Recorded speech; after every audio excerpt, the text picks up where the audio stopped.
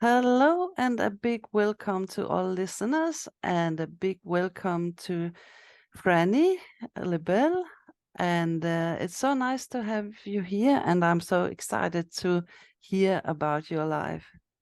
I'm super excited to be here, and I appreciate you thinking about me and wanting to have me on so I can share a little bit about me to your listeners and so on. Thank you so much, Anne. I appreciate that. Thank you for being here. And please tell us a little about how did you started with horses and what happened in Yeah. short terms. Um, Listen, I wanted my Barbie had a horse when I was young. I didn't have any horses, but I desired a horse very much. I lived in a city where it was not possible for me to have a horse. My parents were not really interested either to get me a horse, and I went to this riding school when I was young. It was a special so I was sent to summer camp where there were horses, and I was elated, and the passion or the love for horses was even more ingrained in me. And but still, I just would go riding, and that was part of it. I kind of understood that I would never have my own horse until I was, oh my God, in 2007. So you see, I'd been quite a while after I decided that I would want to be around horses. And this friend of mine asked me a really important question. She said, Franny, if money wasn't an issue and you could do anything, what would you do? And spontaneously, I think the words came out of my mouth before I actually had to think about it. And I said, I'd work with horses. And then she burst out laughing and she says, well, what would you do? And I said, I have no clue. I just know I'd work with horses. And so I I wasn't around horses, and I said, well, I need to get myself around horses because it sparked something in me that was like, you know what? I can actually do this. I think I can do this. I'm an adult now. I had no clue how. So I started mucking stalls, and I had 22 stalls to muck, and I did that every Saturday and Sunday.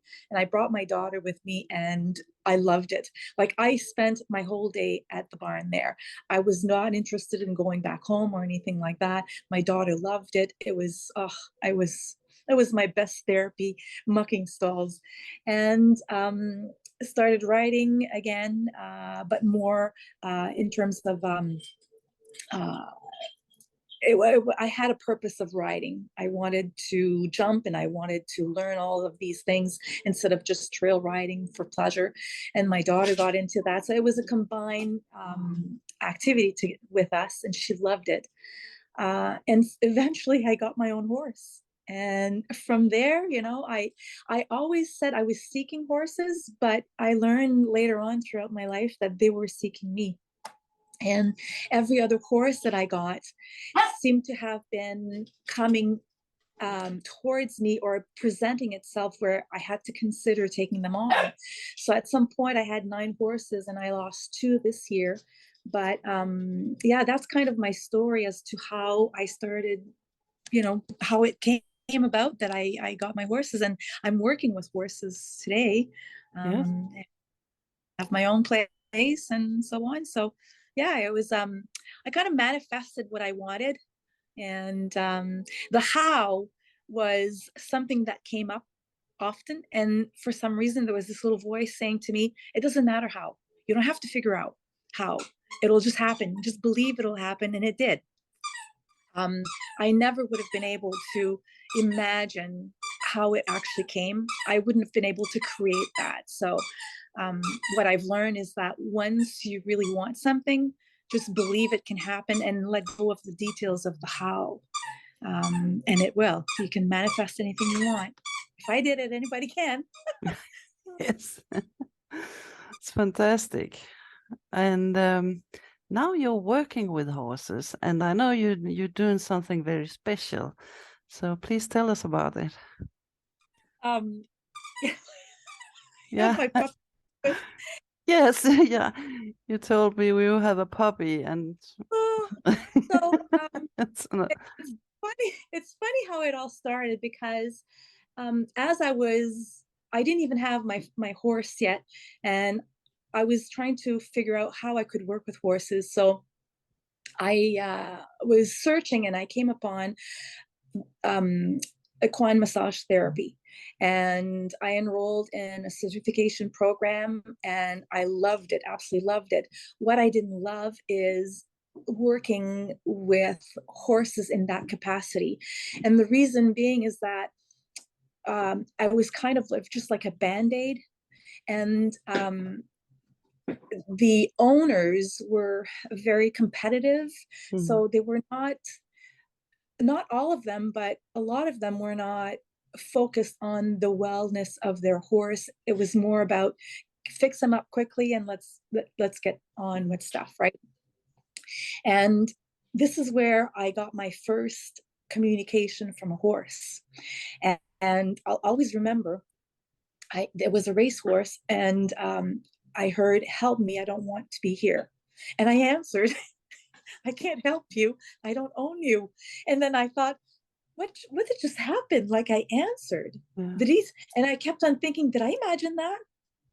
And Mm. I felt very, very uh, upset about what had happened because I felt powerless. And then I thought, well, I don't want to do this work anymore. I don't want to hear all of what the horses have to No. say, because I'm already feeling that what I'm doing is not enough, right? Mm. So I tried to stop doing that. And in the meantime, I connected with this woman that had a really different approach of working with horses. And she had been donated this land, and what she needed to do was to set it up for a sanctuary for horses. And then I thought, this is great. This is great because this is where I would feel good about the work that I'm doing in their rehabilitation of these horses that have gone through a variety of things, right? And in the meantime, I took my level 1 Reiki healing. So I wanted to combine that with the massage therapy. And finally, it didn't work out. Her center, she wasn't able to have enough funds, and it wasn't in her cards. It was just not part of her path.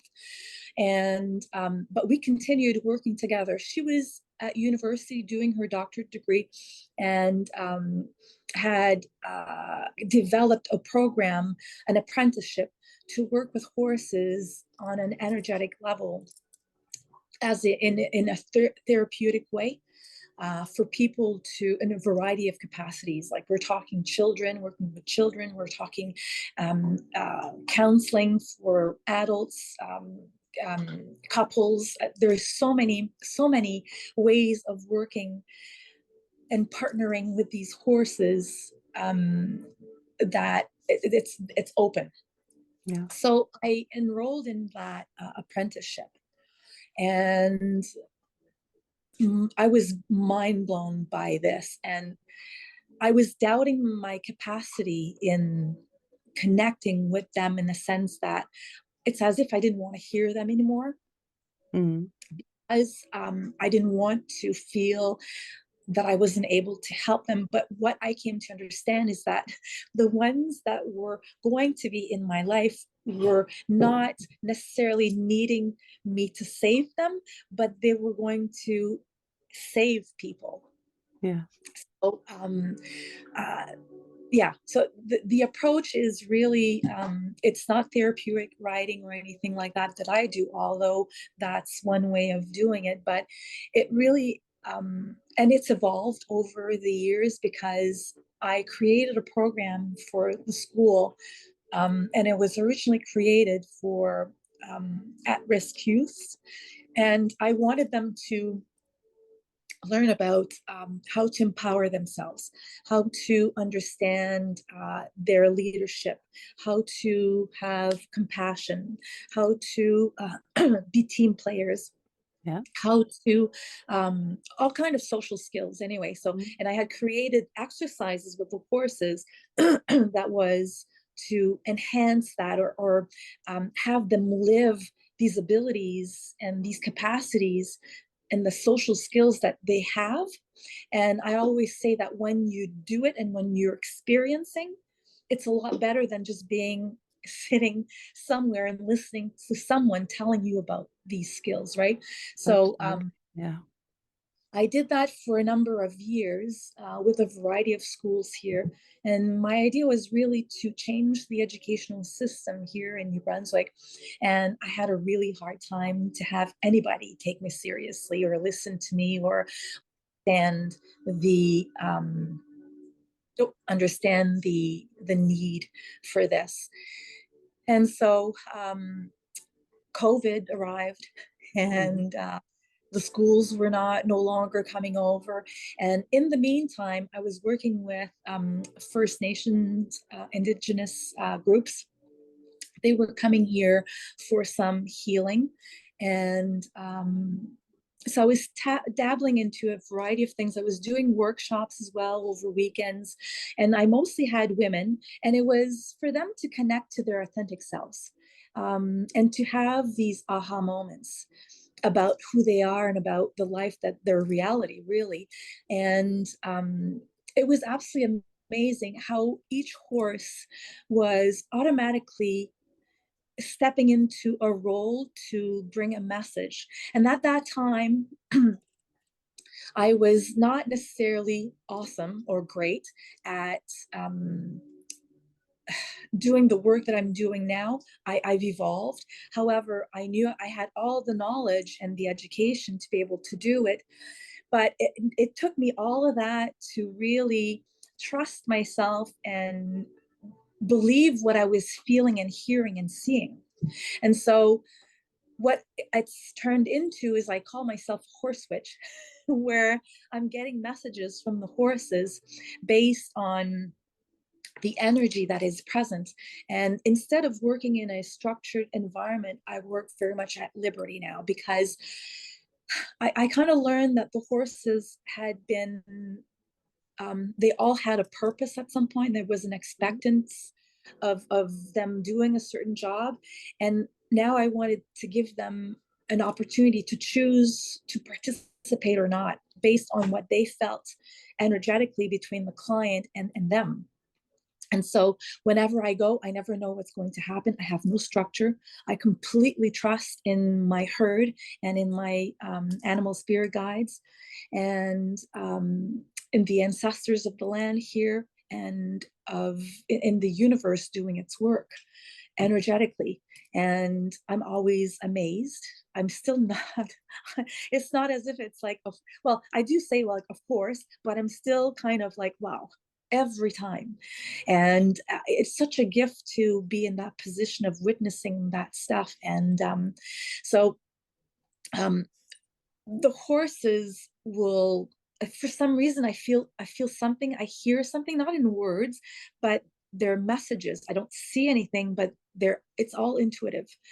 And from there, I question the client. I ask, it brings me, because sometimes I don't understand quite what the horse wants to do or where we're going with this. So I need to completely trust them.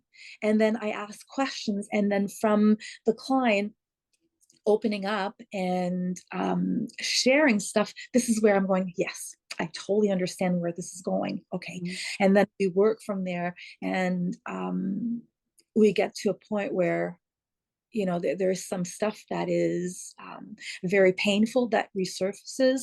There's some aha moments, and like I've said earlier on, where the person's actually either seeing their responsibility, their ability to empower themselves, or see the reality of how they have been in their way. There's all kinds of things that surfaces, right? So from there, we work at where are we going from this? I ask the client, where do you want to go with this? What do you want to do with that? Some are ready. Some are not ready to work through some of these painful things. And so I just want to clarify, I'm not a therapist, but what I do is a therapeutic work in providing healing and clarity into people's lives. What we do in partnership, the horses and I, is that we all have an inner light. And many of us don't see our light. We don't see our light, and we need to shine the light. So if there's this small glimpse of light, which I call aha moments. When you're in a dark room and you bring the light in, the darkness starts going away, right? So this is where we work together to have people's light completely on. It's not on dimmer. It's not just to speak. It's just really bringing the inner light. And so we're in our truth. We're in our authenticity. We're in our potential. And so this is where I say from there, just saying yes. Just say yes. That's all you need to do. And that's the hardest thing that people are, it for them to get to that yes. There is something very strong inside them, this darkness that I call, that keeps them in that no. And it's very scary because although the life or their reality is very uncomfortable, they're comfortable in that uncomfortableness because it's known. You know, there's no surprise. It's known. So anything that is outside of that, which is the light shows everything. And not many people are willing to see the light, right? Because that's very scary. And so that's the kind of work that I do with the horses now. And I do this online. I do this on site. I do readings as well, which how it works is that I'll just bring that client's energy with me. And I go out in the field or in the barn with the horses. And then I just bring that energy. And I ask to be guided through the way of the horse to understand what message or what do I need to share with the client about their reality. And oftentimes the client goes, I don't know, it doesn't make sense. And I thought, okay, what am I doing wrong? Maybe I'm doing this wrong. But sometimes they're so futuristic in that in the reality, people want something now. We all want something now, the instant gratification. And we need to be living through some stuff to get to what they're sharing at times. And it could be difficult also. I know the same way that it sounds kind of strange that a horse can do this work with you, but when you have tested it, it's just being clear somehow. Yeah. And there's this part of us that always doubts. Yes. Because many clients that are doing this online and even here on site, imagine online is even more difficult. You've experienced the online. We had a test doing this. You know, it's like you understand that, but imagine someone who is not quite aware of that energy is energy. There's no boundaries. There's no space and time. There's nothing. Like for you and me, this is the now. When you launch this podcast, it'll be now for whoever's listening to that. So there's no now restriction. Now is always. So the energy is now. So it's present. It has like it's there's no boundaries. We are so limited in our concept of this here. If this is not happening here, if I'm not witnessing, if I'm not touching, it's not happening. And it is. And this is where a lot of people are doubting, like, did this really happen? Is it possible? Or and this is where the gauging of their readiness to work and to see the light is set. So once they're starting to question less and believe more, then they start believing more in themselves. Yes. And so it's it's quite interesting.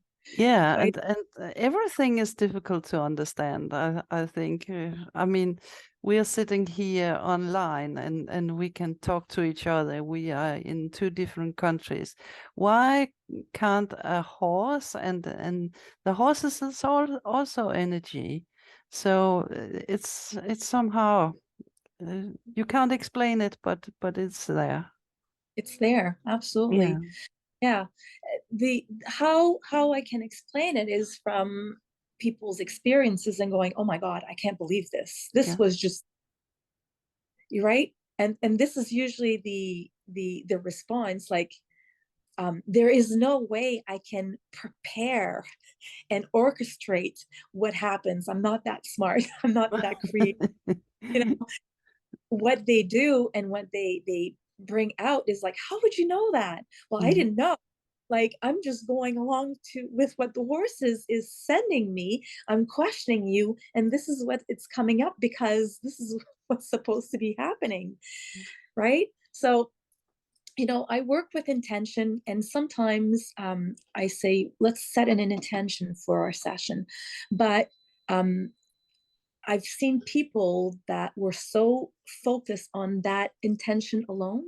And sometimes the intention we have is not what we need to be recognizing or be exposed to. There's a reality greater than what our intent is, because you have to understand that the intent is very ego based sometimes and is very 3D. And a question or a solution or an awareness or whatever is very limited in terms of awareness and what is the capacity of what it could be, the potential of it. So when people are not getting their intention, I'm saying beforehand, don't hold on to that sole intention, because there may be something greater that you need to be hearing, experiencing, learning, understanding. But most intentions are set. It just, if there's very specific, like say, I want to know what career I'm supposed to have. In one session, I can't. Let's work through that, right? Or I want to know, do I stay in this relationship or do I leave it? Well, okay, so we're going to have stuff that's going to be happening that will bring a bit of clarity to that, but you can't have the intention that in one exposure you have your answer, right? No. So it's patience. And what I've learned is that we all have this path of life, and everything that happens, and many people for a very, very long time, I wasn't able to say that and believe it. I said, that's just like not true. Like, how, I didn't ask for this, right? And it's not that we're asking for our experiences, but we have to believe that the experiences that we're having are part of a soul contract of us being in this physical form on earth. And that through these tough experiences, we are learning, we're working through something. And I can tell you that had I not gone through all of the struggles that I've gone in my life and the upcoming struggles, I would not be the person I am today. So when you see life that way, then what is happening? It's part of what I need. Like I would have wanted to have this and that instantly, but you have to. It doesn't work that way. No, Oh. right? So I'm not very patient. I've had to work on my patience. And a lot of Yes. people say, oh, you seem to be so patient. I'm going, Yeah. but so again, the intent and the understanding. So this is where I need to be very clear with the clients I work with of the process, right? And I feel very privileged and grateful for witnessing people becoming aware or seeing the light, and seeing them make or decide to create changes in their lives. I don't do anything. If anyone's coming to me and hoping that I'm going to tell them how to live their life or what they need to do, you haven't knocked at the right. This is not a program for you.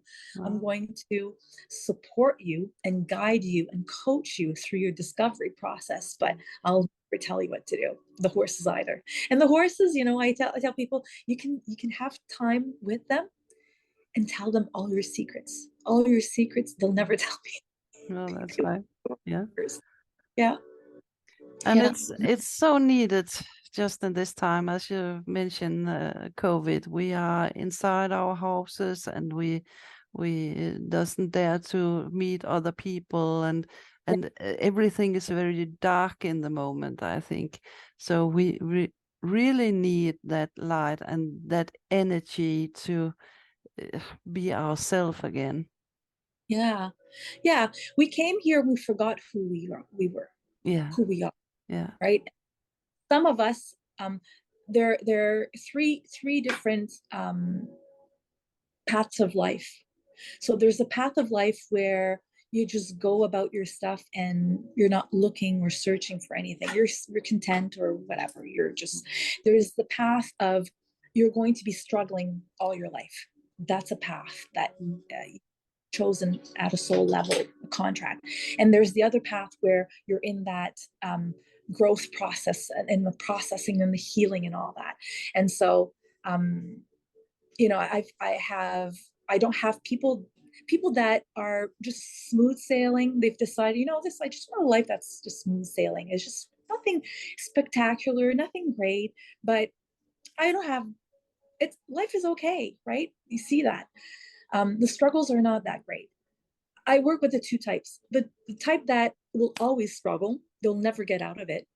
And this is where I've learned to let go of the responsibility, because I felt frustrated when I would see someone, I would see all their potential, because I see the potential in everyone.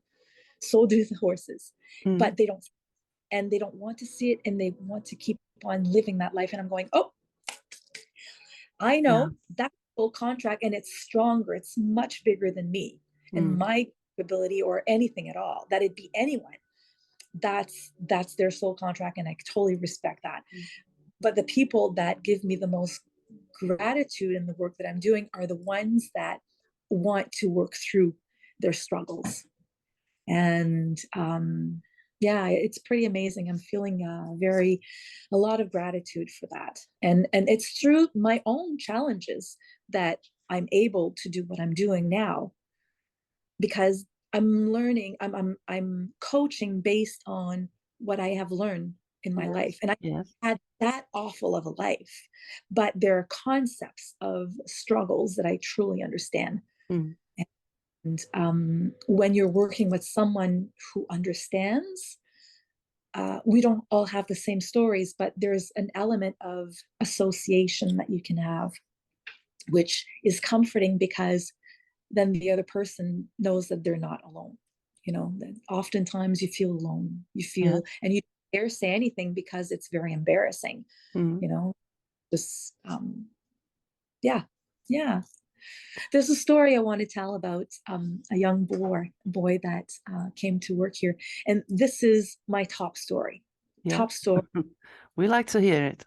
Uh, and it's really beautiful. It's a young boy that I knew, but he didn't know that I knew, had sexual abuse from family member. Bright young man. He must have been 15. Bright, super smart. Just you would not know at all. He was so good at hiding what he had, that every time he came, he did, like, I worked with exercises for him. Every time he came, he he succeeded every exercise on the first try. It was amazing. It was just absolutely fabulous. So one of the sessions he came, I'm going, I thought I'm going to make things a little bit harder for him. So I took a bag of everything I could grab in the barn that was really heavy, and I put that in a plastic bag. I gave him a saddle, and I said, you're going to put the saddle on Chinook. And yeah, so he never put a saddle. He didn't know which way it went or anything like that.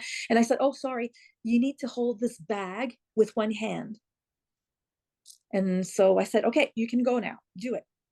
He put on the saddle. I was watching him. I'm going, I can't believe this. He was putting on the saddle properly with the right side. And he did it with one hand. And this is heavy. A saddle's heavy. He put it on. And then he looked at me and he said, is this good? I said, yeah, but you didn't tie the girth. So, you know, so he figured out, he didn't ask, how do I do that? He did it. He did it. Imagine the power and the ability that this teenager has, and he doesn't even know it. I see it. that on.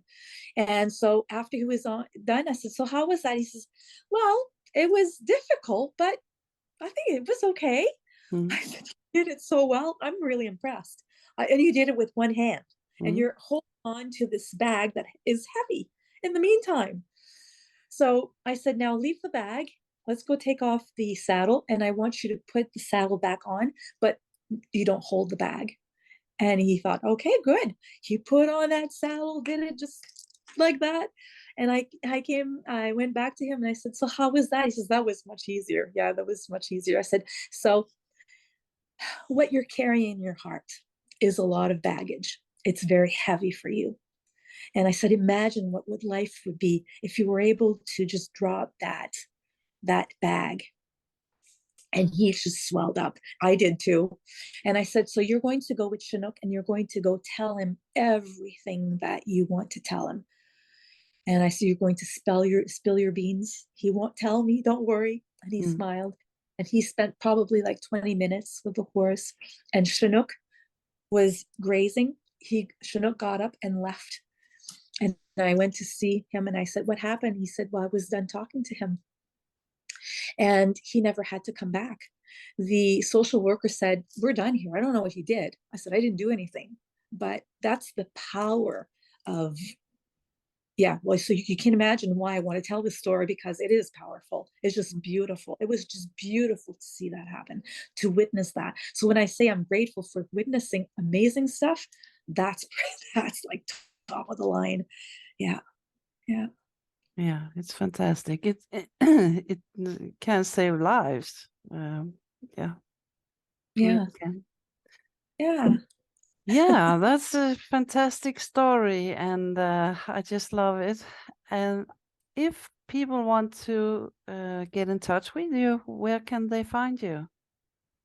Oh, I've called my business Balance with Hooves, and it's because I want to bring balance to people's lives, but we do it through horses. So Balance with Hooves, and I have a website. It's Balance with Hooves, all written together. Um, balancewithhooves.com. And I have a variety of offers.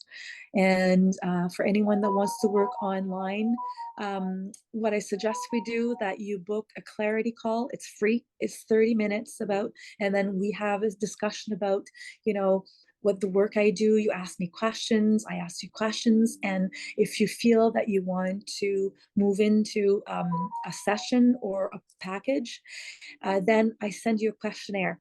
And the questionnaire is very important for us to go over afterwards. So we have another call, it's free, and we review the details.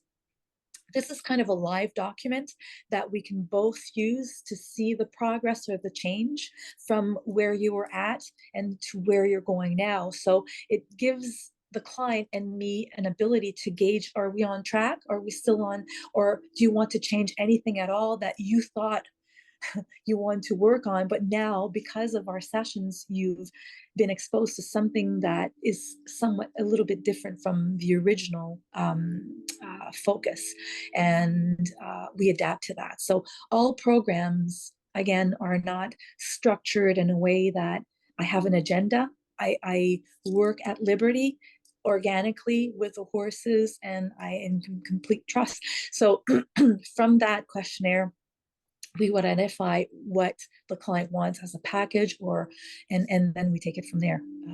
So it's pretty easy. It's pretty easy. And for a reading is an approach that someone can use, and I give them an opportunity to choose what they want to pay. So I know that some people don't have all the funds, but I want to give them an opportunity to have something to experience. So it's either $22, $33, or $44, and they can choose what they want to pay based on that. And like I said, I connect with the horses. I record the session of what I see, and I send it to the client so that they can also see where I gathered the message from the horses. And oftentimes a client will see something through that I didn't pick up on. And so that's why I find it important to add on to that the video clip to send to the client. Yeah. That's fantastic. Oh, and thank you very much to be here today. It was really a pleasure and always exciting to hear about your work. So thank you for showing up, and for you listeners and seers, just connect with Frannie if you want to know more. So thanks a lot for today. I want to thank you so much, and for giving me this opportunity, the interest that you've shown, the opportunity to come talk about my work and so on. And for the listeners, being attentive and interested in having listened to this podcast and the work that I do and so on. So I thank you very much from the bottom of my heart. It's all about synchronicity, and I accepted your invitation with an open heart, and knew that there was a good purpose for that. So thanks again. Yeah. Thank you very much. And for all of you, have a good time, and we see you next week. Bye bye.